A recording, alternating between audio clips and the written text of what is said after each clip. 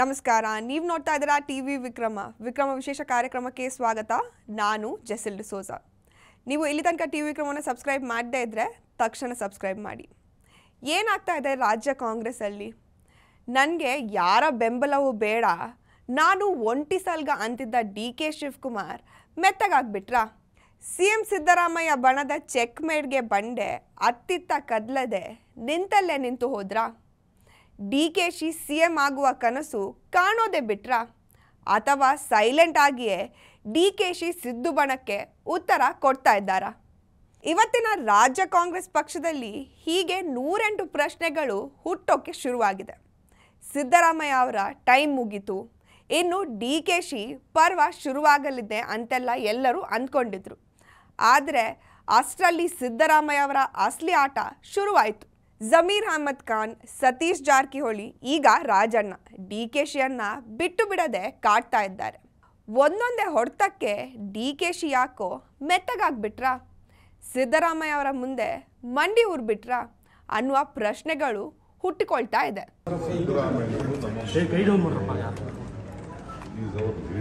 ಸಿದ್ದರಾಮಯ್ಯನವರು ನಮ್ಮ ಮುಖ್ಯಮಂತ್ರಿಗಳು, ಈಸ್ ಅವರ್ ಲೀಡರ್.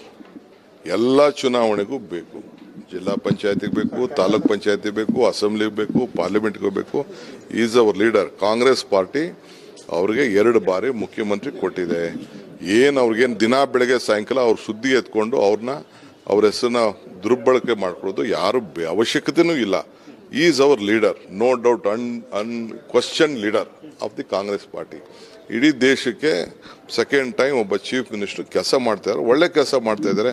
ಅದು ಬಿಟ್ಟು ನಿಮ್ಮ ಮಾಧ್ಯಮಕ್ಕೆ ಸುಮ್ಮನೆ ಹಾರ ಆಗಬಾರ್ದು ಅಂತ ನಾನು ಎಲ್ಲ ನನ್ನ ಫ್ರೆಂಡ್ಸ್ಗೆ ಗೊಂದಲ ಸಿದ್ದರಾಮಯ್ಯ ಅವರೇ ನಮ್ಮ ನಾಯಕ, ಸಿದ್ದರಾಮಯ್ಯ ಅವರೇ ಪ್ರಶ್ನಾತೀತ ನಾಯಕ. ಚುನಾವಣೆಯನ್ನ ಅವರ ಮೂಲಕವೇ ಎದುರಿಸಬೇಕು. ಇವರೇನಾ ಡಿ.ಕೆ. ಶಿವಕುಮಾರ್? ನಾವು ನೋಡಿದ್ದ ಆ ಹಠಮಾರಿ ಇಷ್ಟು ಬೇಗ ಸೋಲನ್ನೊಪ್ಪಿಕೊಂಡ್ಬಿಟ್ರಾ? ಕಾಂಗ್ರೆಸ್ ನಾಯಕರ ಒಂದೊಂದು ನಡೆ ಕೂಡ ತೀವ್ರ ಕುತೂಹಲಕ್ಕೆ ಕಾರಣವಾಗಿದೆ. ಒಂದು ಕಡೆ ಡಿ.ಕೆ. ಶಿವಕುಮಾರ್ ಅವರು ಮೆತ್ತಗಾದ್ರೂ ಕೂಡ ಸಿದ್ದರಾಮಯ್ಯ ಅವರ ಬಣದ ನಾಯಕರು ತಣ್ಣಗಾಗ್ತಾ ಇಲ್ಲ. ನೇರವಾಗಿ ಡಿ.ಕೆ. ವಿರುದ್ಧ ಈಗಲೂ ಹೇಳಿಕೆಯನ್ನ ಕೊಡ್ತಾನೆ ಇದ್ದಾರೆ. ನಮಗೆ ಅವರು ಸ್ಥಾನದಲ್ಲಿ ಇಲ್ಲಂದ್ರೂ ಸ್ಪರ್ಧೆ ಮಾಡದಿದ್ರು ಪಕ್ಷದ ಪರವಾಗಿ ಇರಬೇಕು. ಅವರು ಅದ್ರ ನಮ್ಗೆ ಗೆಲ್ಲಲಿಕ್ಕೆ ಅನುಕೂಲ ಆಯ್ತು, ಅದರಲ್ಲೇನು ಪ್ರಶ್ನೆ ಇಲ್ಲ. ಅದಾದ ಪ್ರಶ್ನೆ ಇಲ್ಲ, ಅದನ್ನ ಆಲ್ರೆಡಿ ಹೇಳಿದ್ದೀನಿ. ಅವ್ರು ಬೇಕು ನಮಗೆ, ಅವ್ರ ನಿವೃತ್ತಿ ಆದರೂ ಬೇಕೇ ಬೇಕು. ಅಟ್ಲೀಸ್ಟ್ ಒಂದು ಅವಧಿಗೆ ಹೊಸ ನಾಯಕ ತಯಾರಾಗುವವರೆಗೆ ಸಿದ್ದರಾಮಯ್ಯ ಅವರ ಬೆಂಬಲ ಅವಶ್ಯಕತೆ ಇದ್ದೇ ಇದೆ. ಮುಖ್ಯಮಂತ್ರಿಗಳ ಹೆಸರು ದುರ್ಬಳಕೆ ಮಾಡ್ಕೊಳ್ಳೋದು ಬೇಡ ಅಂತ ಏನು ಹೇಳಿದ್ರೆ ನಾನು ಕೂಡ ಸಹಮತ ವ್ಯಕ್ತಪಡಿಸ್ತೀನಿ. ಅವ್ರಿಗೆ ಹೇಳ್ಬೇಕು. ನಾವು ಮಾತೆತ್ತಿರ AICC ಹೇಳಿದ್ರು, ಹೈಕಮಾಂಡ್ ಹೇಳಿದ್ರು ಅಂತಲ್ಲ. ಅವರು AICCನ ಹೈಕಮಾಂಡ್ನ ದುರ್ಬಳಕೆ ಮಾಡ್ಕೊಳ್ಳೋದು ಬೇಡ, ಅದು ಅವ್ರಿಗೂ ಇರಬೇಕು. ಮಾತೆತ್ತಿರ AICC ಹೇಳೋರ್ರಿ ಅಂತಾರೆ. AICC ಏನು ಎಲ್ಲದಕ್ಕೂ ಹೇಳಕ್ ಬರ್ತಾರ? ಅವ್ರ ಗಮನಕ್ಕೆ ತಗೊಂಡು ಹೋದ್ರೆ ಅವ್ರೇನೋ ಒಂದು ಅಭಿಪ್ರಾಯ ಸೂಚನೆ ಕೊಡ್ತಾರೆ. ನಾವು ಆ ಸೂಚನೆ ಅಂತ ನಡೀತೀವಿ, ಆ ಪ್ರಶ್ನೆ ಬೇರೆ. ದುರ್ಬಳಕೆ ಯಾರ್ಯಾರಿಗೆ ಯಾವ್ಯಾವ್ದು ಅನುಕೂಲನೋ ಅವ್ರವ್ರು ಮಾಡ್ಕೊಳ್ತಾರೆ ರಾಜಕಾರಣದಲ್ಲಿ. ಅಂದ್ರೆ ಡಿ.ಕೆ. ಶಿವಕುಮಾರ್ AICC ಹೆಸರನ್ನ ಪದೇ ಪದೇ ದುರ್ಬಳಕೆ ಮಾಡ್ಕೊಂಡಿದ್ದಾರೆ ಅಂತ ಆರೋಪನ? ಹೌದು, ಆರೋಪ ಅಂತ ಅಲ್ಲ, ವಾಸ್ತವಾಂಶ. ಯಾರಿಂದ ನಾನು ಪಕ್ಷದ ಶಿಸ್ತಿನ ಪಾಠ ಕಲಿಬೇಕಾಗಿಲ್ಲ. ನಾನು ಕಾಂಗ್ರೆಸ್ ಪಕ್ಷದಲ್ಲಿ 50 ವರ್ಷ ಕೆಲಸ ಮಾಡಿದ್ದೀನಿ. ಇವರಿಗೆಲ್ಲ ಎಲ್ಲ ಸೀನಿಯರ್ ಇದ್ದೀನಿ. ಕಾಂಗ್ರೆಸ್ ಪಕ್ಷದ ಸಿದ್ಧಾಂತ ಒಪ್ಪಿರ್ತಕ್ಕಂಥವನು. ಕಾಂಗ್ರೆಸ್ ಪಕ್ಷ ಎಲ್ಲ ಜಾತಿಯವರಿಗೂ, ಅಸಹಾಯಕರಿಗೆ ನ್ಯಾಯ ದೊರಕಿಸ್ಕೊಡುತ್ತೆ, ಎಲ್ರಿಗೂ ಅವಕಾಶ ಕೊಡುತ್ತೆ ಅಂತಕ್ಕಂಥದ್ದು ದೃಢವಾದಂಥ ನನಗೆ ನಂಬಿಕೆ. ಹಾಗಾದ್ರೆ ಡಿ.ಕೆ. ಶಿವಕುಮಾರ್ ಅವರು ಹೆದರಿ ಬಿಟ್ರಾ? ಸಿದ್ದರಾಮಯ್ಯ ಅವರ ಬಣ ಶೋಷಿತರ ಸಮಾವೇಶಕ್ಕೆ ಹೈಕಮಾಂಡ್ ಕಡೆಯಿಂದ ಒಪ್ಪಿಗೆಯನ್ನ ಪಡೆದುಕೊಂಡು ಬಂದಿದ್ದಾರೆ. ಡಿ.ಕೆ. ಶಿವಕುಮಾರ್ ಅವರು ರಾಜ್ಯಾಧ್ಯಕ್ಷರು ಹಾಗೂ DCM ಅನ್ನೋದನ್ನ ಮರೆತು ಅವರನ್ನ ಲೆಕ್ಕಿಸದೆ ಹೊರಗಿಡುವ ಕೆಲಸವನ್ನ ಮಾಡಿದೆ. ಆದ್ರೂ ಕೂಡ ಯಾಕೆ ಇಷ್ಟೊಂದು ಸೈಲೆಂಟ್ ಆಗಿದ್ದಾರೆ? ಎಲ್ಲರೂ ಅಂದ್ಕೊಂಡ ಹಾಗೆ ಖಂಡಿತ ಡಿ.ಕೆ. ಶಿವಕುಮಾರ್ ಅವರು ಸೈಲೆಂಟ್ ಆಗಿಲ್ಲ, ಮಾಧ್ಯಮದ ಮುಂದೆ ಮೆತ್ತಗಾಗಿದ್ದಾರೆ ಅಷ್ಟೇ. ಒಳಗೆ ಸಿದ್ದರಾಮಯ್ಯ ಅವರಿಗೆ ದೊಡ್ಡ ಹೊಡೆತವನ್ನ ಕೊಟ್ಟಿದ್ದಾರೆ. ಹೈಕಮಾಂಡ್ ಮುಂದೆ ಸಿದ್ದು ಬಣ ರಾಜ್ಯಾಧ್ಯಕ್ಷ ಬದಲಾವಣೆಯ ಬೇಡಿಕೆಯನ್ನ ಇಟ್ಟಿದೆ. ಜೊತೆಗೆ ಒಬ್ಬರಿಗೆ 2 ಅಧಿಕಾರ ಕೊಡಬಾರ್ದು ಅಂತಲೂ ಕಂಡೀಷನ್ ಹಾಕಿದೆ. ಅದರ ಬೆನ್ನಲ್ಲೇ ಮಲ್ಲಿಕಾರ್ಜುನ್ ಖರ್ಗೆ ಅವರು ಕೂಡ ರಾಜ್ಯಾಧ್ಯಕ್ಷರ ಬದಲಾವಣೆ ಮಾಡುವ ಸುಳಿವನ್ನ ಕೊಟ್ಟಿದ್ದಾರೆ. ಬಂದಿದ್ದೀನಿ ಬ್ಯಾಕ್ವರ್ಡ್ ಕ್ಲಾಸ್ ಒಬ್ಬರು ಅಧ್ಯಕ್ಷ ಮಾಡಿದ್ದೇವೆ, ಈಗ 3-4 ಮಾಡಿದ್ದೇವೆ, ಬಾಕಿ ಒಂದು ಆಗ್ತವೆ. ನೋಡಿ, ನಾನು ಸ್ಪೆಸಿಫಿಕ್ ಆಗಿ ಹೇಳಕ್ಕಾಗಲ್ಲ.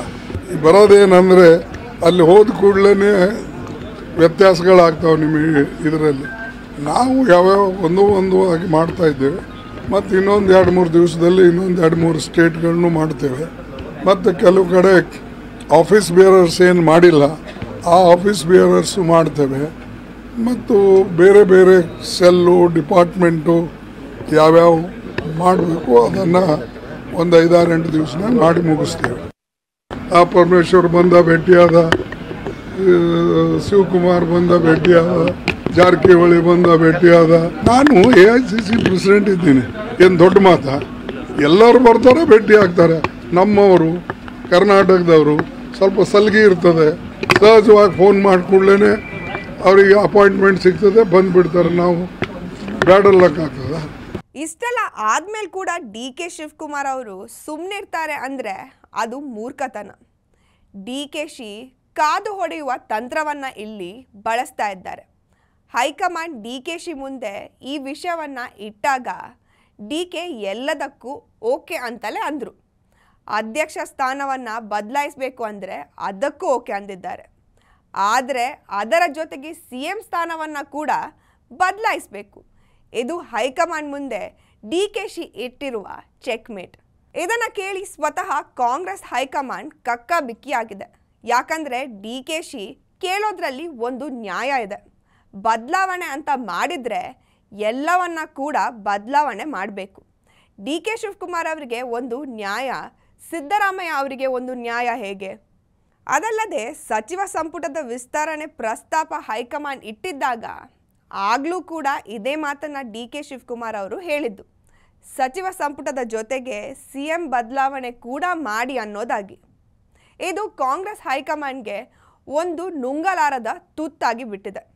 ಇತ್ತ DKಶಿಯನ್ನು ನೆಗ್ಲೆಕ್ಟ್ ಮಾಡಿದರೆ ಎಲ್ಲಿ DK ಶಿವಕುಮಾರ್ ರೆಬೆಲ್ ಆಗಿಬಿಡ್ತಾರೆ ಅನ್ನುವ ಭಯ ಹೈಕಮಾಂಡ್ಗೆ ಶುರುವಾಗಿದೆ.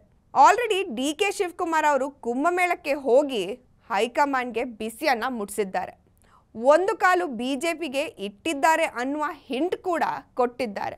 ಇತ್ತ ಸಿದ್ದರಾಮಯ್ಯ ಅವರನ್ನು ಕೇಳೋದೇ ಬೇಡ, DKಶಿ ಅವರನ್ನು ಸಮಾಧಾನ ಮಾಡ್ಬೋದೇನು. ಆದರೆ ಸಿದ್ದರಾಮಯ್ಯ ಅವರು ಅಧಿಕಾರ ಅಂತ ಬಂದಾಗ ಪಕ್ಷದ ಮುಲಾಜನ್ನು ಕೂಡ ನೋಡೋದಿಲ್ಲ. ಆಲ್ರೆಡಿ ತಾವು ಹೇಳಬೇಕಾಗಿದ್ದನ್ನೆಲ್ಲ ತಮ್ಮ ಆಪ್ತರ ಬಾಯಿಂದ ಹೇಳಿಸಿದ್ದಾರೆ. ಒಟ್ನಲ್ಲಿ DKಶಿ ಕೊಟ್ಟ ಏಟಿಗೆ ಹೈಕಮಾಂಡ್ ತತ್ತರಿಸಿ ಹೋಗಿದೆ. ರಾಜ್ಯಾಧ್ಯಕ್ಷ ಬದಲಾವಣೆ ಮಾಡಬೇಕು ಅಂದ್ಕೊಂಡಿದ್ದವರಿಗೆ ದೊಡ್ಡ ತಲೆನೋವಾಗಿದೆ. ಇದನ್ನು ನಿಭಾಯಿಸೋದು ಅಷ್ಟು ಸುಲಭ ಅಂತೂ ಅಲ್ವೇ ಅಲ್ಲ. DK ಶಿವಕುಮಾರ್ ಅವರು ಈ ಸಲ ಕೂಡ ಕುರ್ಚಿಯನ್ನು ಬಿಟ್ಕೊಟ್ಟು ಕರುಣ ಆಗೋದಿಲ್ಲ. ಟಿವಿ ವಿಕ್ರಮ, ದೇಶ ನಿಮ್ಮ ಕೈಯಲ್ಲಿ. ಈ ಕಾರ್ಯಕ್ರಮ ನಿಮಗೆ ಇಷ್ಟ ಆಗಿದ್ದಲ್ಲಿ ಲೈಕ್, ಶೇರ್ ಹಾಗೂ ಕಮೆಂಟ್ ಮಾಡಿ. ಟಿವಿ ವಿಕ್ರಮದ ಕಾರ್ಯಕ್ರಮಗಳನ್ನು ನಿರಂತರವಾಗಿ ವೀಕ್ಷಿಸಲು ಸಬ್ಸ್ಕ್ರೈಬ್ ಮಾಡಿ, ಬೆಲ್ ಐಕನ್ ಒತ್ತಿ.